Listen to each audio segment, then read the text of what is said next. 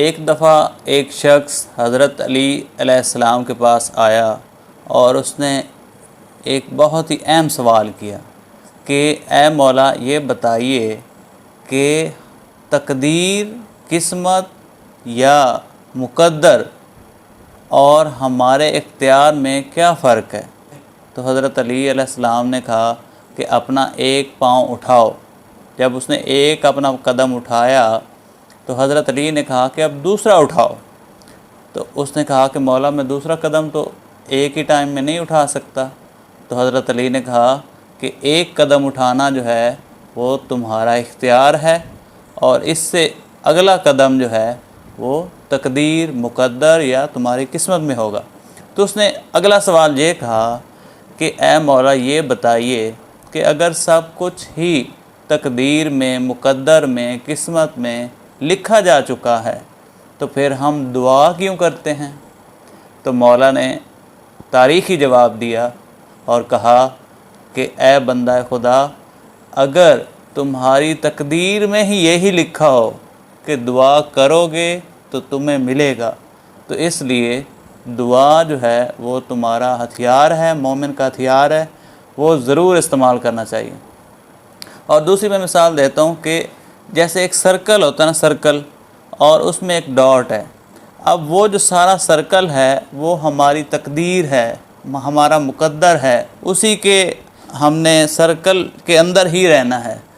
تو اس سرکل کے اندر ہم ایک جگہ پر ہی ٹک کے بیٹھ جائیں اور کہیں کہ جو مقدر میں ہوگا، جو نصیب میں ہوگا وہ مجھے مل جائے گا، تو ایسا کبھی نہیں ملے گا۔ ملے گا وہی جو سرکل کے اندر ہماری تقدیر، مقدر کے اندر ہوگا، لیکن اس سرکل کے اندر ہمیں حرکت خود کرنا پڑے گی، ہمیں اس کے لیے کوشش خود کرنا پڑے گی، پھر ہی ہم اپنی قسمت بنا پائیں گے۔ اسی طرح کچھ چیزیں ایسی ہوتی ہیں جو ہماری قسمت میں لکھی ہوتی ہیں، ان کو ہم تبدیل نہیں کر سکتے۔ جیسے ہم نے کس فیملی میں پیدا ہونا، یہ ہماری قسمت کا کھیل ہے۔ ہماری شکل و صورت کیسی ہونی ہے، یہ ہماری قسمت کا کھیل ہے۔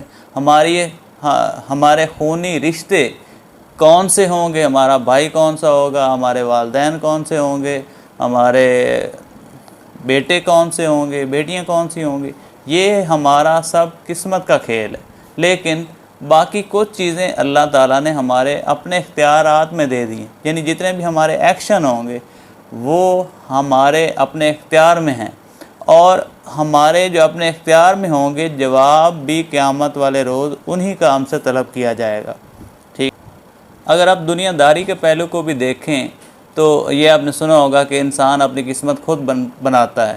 تو اس کے لیے بھی ضروری ہے کہ سب سے پہلے آپ کی سوچ اچھی ہونی چاہیے۔ سوچ اچھی ہوگی تو آپ کے فیلنگز اچھی ہوں گی، فیلنگز اچھی ہوں گی تو آپ کے ایکشنز اچھے ہوں گے، ایکشن اچھے ہوں گے تو پھر ہی آپ کی عادات اچھی ہوں گی، ہیبٹس اچھی ہوں گی، اور اچھی ہیبٹس ہوں گی تو آپ کا کردار اچھا ہوگا، اور اچھے کردار ہی کی بدولت جو ہے وہ آپ کی قسمت بنے گی، آپ کی ڈیسٹنی بنے گی۔